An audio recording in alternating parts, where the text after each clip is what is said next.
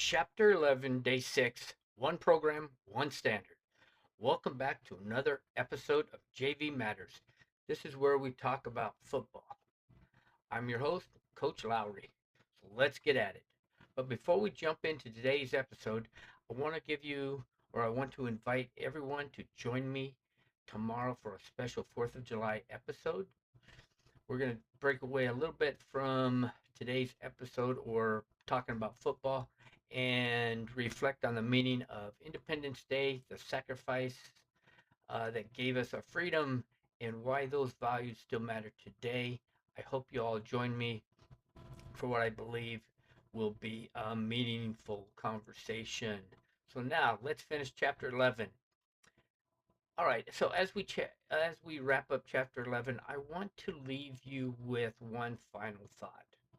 One of the biggest mistakes uh, a football program can make is acting like the JV team and the varsity team are two separate programs, but they're not. They're one program with one purpose. The purpose is to develop young men and prepare them for the next level. JV isn't here to compete with varsity, and varsity isn't here to compete with JV or to even ignore the JV. They're connected. Basically, I guess you could say they're kind of connected at the hip. Okay. Every varsity player was once a freshman or sophomore player trying to earn a place, trying to earn their spot, trying to figure out where they were, who they were.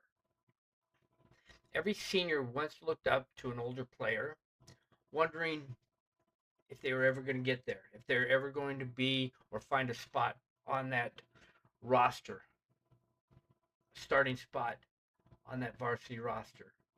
And one day, today's JV players will be a varsity leader that the younger athletes can look up to. That's how healthy programs grow.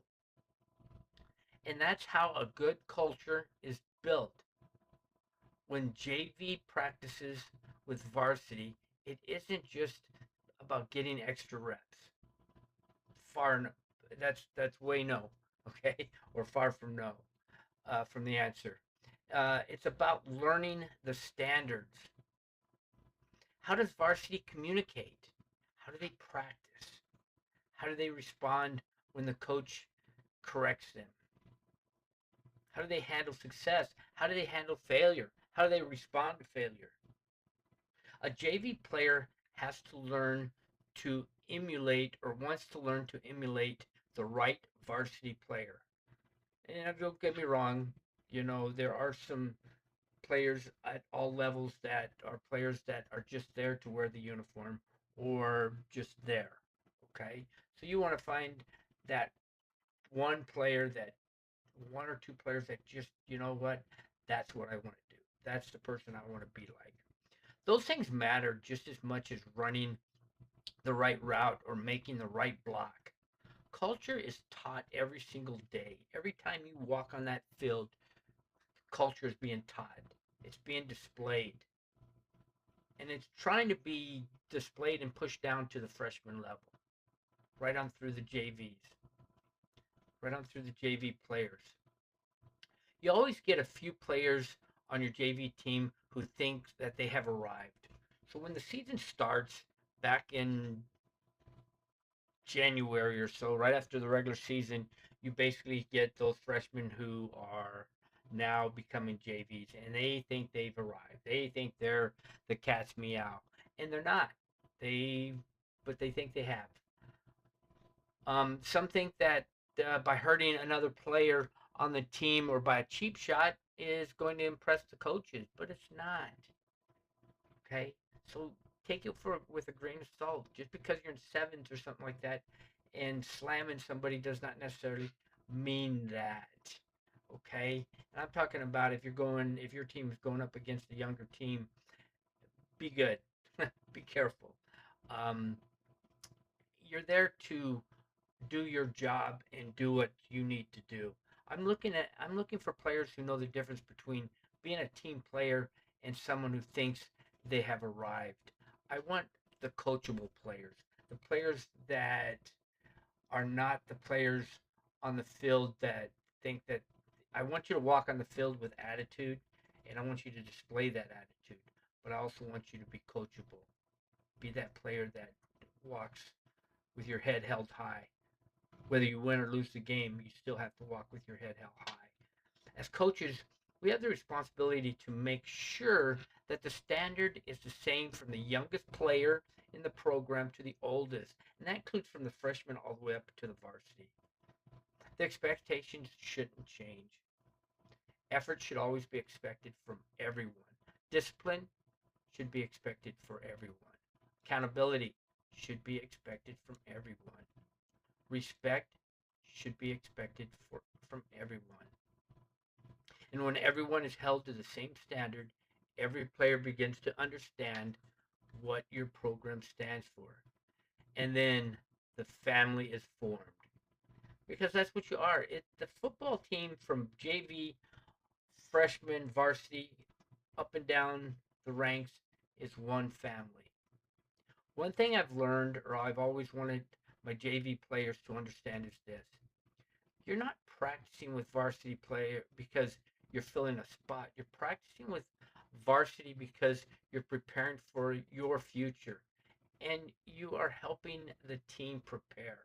Every drill, every meeting, every correction, every conversation is preparing you for the next day, for the day when you're going to wear or possibly wear that varsity jersey every Friday night. So don't waste those opportunities. Prepare yourself. Be ready. Be the player the coaches can count on. I also want the varsity players to understand something as well. You're being watched as also. The younger players are watching how you practice. They're watching how you treat your teammates. They're watching how you respond when the coaches correct you.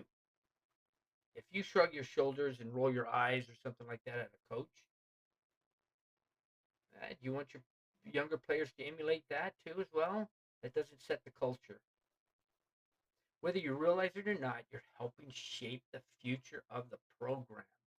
So lead by example because one day you're going to graduate. The standard you leave behind will become the standard the program or the group follows. I've always believed that the best football programs are, are not built in August. They're built every day. They're built in the weight room. They're built during the off-season workout. They're built during summer practices. They're built when JV and varsity work together instead of apart. That's where championship culture begins. Not with talent alone, with unity, as a team, as a family. If there's one thing I hope every player takes away from this chapter, it's this: never look at practice with a varsity player as something to survive. Look at it as a privilege. It's an opportunity to learn. It's an opportunity to grow. It's an opportunity to prepare for a player and a person of who you want to become. Football eventually comes to an end. Eventually, you're going to come to your senior year, and it's going to be the last game of the season, the last time you're going to put on this uniform ever. That means some of you may not get to the next level after your senior year. Make the most of it while you're wearing this uniform.